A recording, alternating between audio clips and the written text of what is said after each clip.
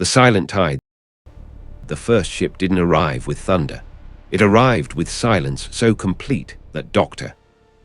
Mira Chen would later describe it as the moment the universe held its breath. She was standing at the Atacama Desert Radio Observatory at 3:47 a.m. when every screen went dark. When she looked up, she saw it descending, a vessel that defied geometry, folding in on itself as it moved. It was beautiful, it was wrong. And before the screaming started, before cities burned, Mira felt absolute certainty that something had been waiting for this moment for a very long time. The ship hovered for 17 minutes. Military satellites tracked it. Presidents awakened. Generals gathered. Then it opened, not like a door, but like a wound in reality itself. A figure emerged, 8 feet tall, with metallic skin rippling with subsurface patterns. Where a face should be was only a smooth, reflective surface. The sound it made bypassed her ears entirely, speaking directly to her brain. We have come to collect what is ours. Within 24 hours, governments collapsed into chaos. More ships arrived, thousands descending above every major city. They didn't attack. They waited, giving humanity time to tear itself apart with panic. Mira was extracted to a bunker beneath Nevada, where General Marcus Stone demanded she learn to communicate with them. Her first attempt left 3 researchers in comas and gave her a nosebleed lasting 6 hours.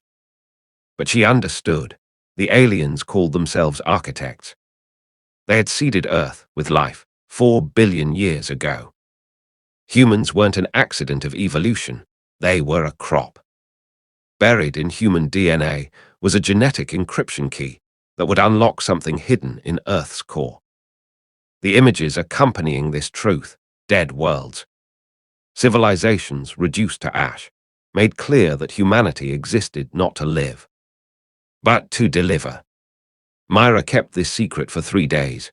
Then Dr. Henrik Lund, a geneticist the architects had secretly contacted, transmitted everything to the vessels. They had promised him survival.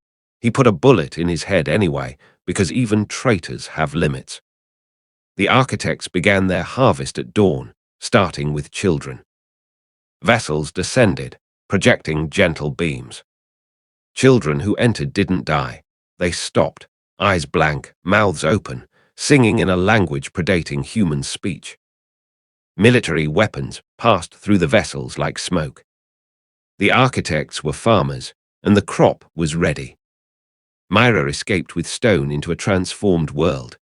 The sky was wrong, a color that made eyes water. Las Vegas was replaced by a crystalline tower, pulsing with bioluminescent light.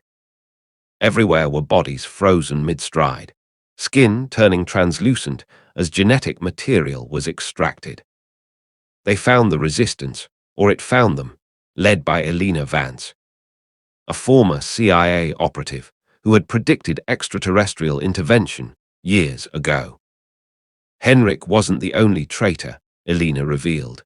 The architects contacted hundreds, offering survival for cooperation. Some said yes. They walk among us now, sabotaging our efforts. Mira discovered something crucial. The encryption key was actually a weapon, designed by a species that existed before the architects. Humanity wasn't just a crop, humanity was a bomb. The sequence only worked when combined with a rare mutation presenting as prescience, affecting 0.03% of the population. If someone with this mutation contacted the complete sequence during harvest, it would trigger a cascade reaction, destroying everything within range. The volunteer was Sarah, a teenager from Phoenix who'd been having visions since age 6. "I've seen all possible endings," she told Mira. "In every version where I survive, the world dies." The operation began at 3:47 a.m., exactly 7 days after first arrival. Resistance cells coordinated global strikes. In the chaos, Sarah walked calmly toward the crystalline tower. Her body began transforming, but unlike others, she kept walking. An architect descended, reaching toward her with something like fear. Sarah smiled. The failsafe activated. It wasn't an explosion, it was an unwinding. The tower collapsed inward. Vessels plummeted. The architects dissolved into particles drifting upward like ash. The singing stopped, but Mira knew the victory was incomplete. The architects had been servants, farmers for something far larger among the stars. That something was still waiting. We have maybe 10 years, Mira told Stone. That's what Sarah saw. 10 years before they send something worse, somewhere distant. A child began to sing, not the architect's song, but something older. Buried in human DNA. A song of defiance. A song promising that when the next wave came, humanity would be waiting. 3,000 miles away, Elena received an unidentified transmission. Not from Earth, not from the retreating architects, from somewhere between the stars. 3 words, "We're coming home." Her blood ran cold. The architects had been farmers, but they weren't the first visitors. Others had hidden themselves in human civilization, waiting for the harvest to fail, waiting to reclaim what was theirs. Elena deleted the message, told no one. Some truths were too heavy for a wounded species. Mira watched the sun rise over a changed world, the sky tinged purple. She began writing, not a report, but a testament for future generations. We are not the end of evolution. We are its weapon. We will not go gently into any night. We were born in fire, forged in fear, tempered in sacrifice. Whatever comes next, we will face it.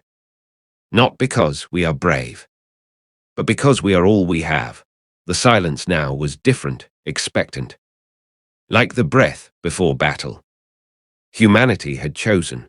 The cosmos would learn what that meant. The stars could wait.